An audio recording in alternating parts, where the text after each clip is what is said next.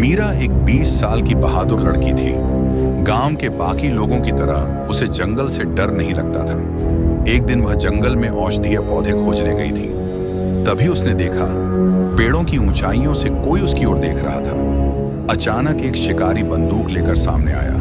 मीरा डर गई, लेकिन उसी समय एक विशाल गोरिल्ला पेड़ों के बीच से कूदा और शिकारी पर दहाड़ा। शिकारी डर के मारे भाग गए। मीरा का दिल तेजी से धड़क रहा था। गोरिल्ला उसकी ओर बढ़ा, लेकिन उसकी आंखों में गुस्से के बजाय नरमी थी।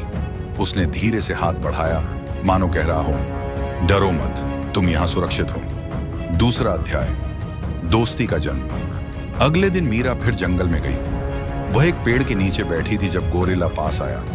इस बार वह मुस्कुराई।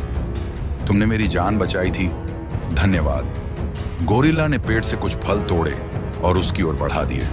यही उनका पहला संवाद था, बिना शब्दों के। दिन बीतते गए और मीरा रोज जंगल में जाने लगी।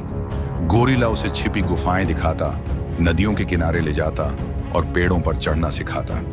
मीरा को महसूस हुआ कि वह सिर्फ गोरिल्ला नहीं है, बल्कि जंगल का रक्षक है। गांव में खबर फैली कि शिकारी गोरिल्ला को पकड़ने के लिए लौट आए हैं। मीरा चिंतित हो गई।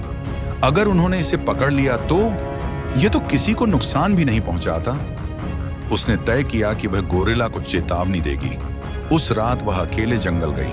अचानक बंदूक की आवाज आई। गोरिल्ला ने मीरा को पकड़कर पेड़ की ऊंचाइयों पर छिपा दिया। शिकारी गोरिल्ला के पीछे भागे, लेकिन वह उनसे तेज था।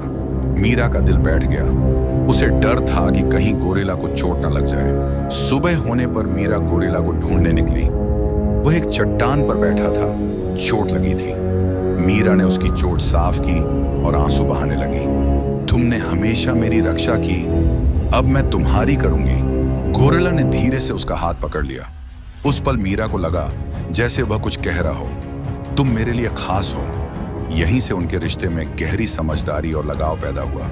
मीरा गांव वालों को समझाने में सफल रही कि गोरिल्ला दुश्मन नहीं है। गांव वालों ने शिकारी को रोक दिया और जंगल को संरक्षित क्षेत्र घोषित कर दिया।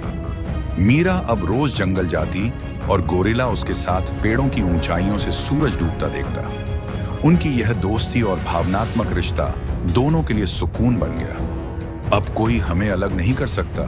गोरिल्ला ने आसमान की ओर देखा और जैसे मुस्कुराया। जंगल में शांति लौट आई थी।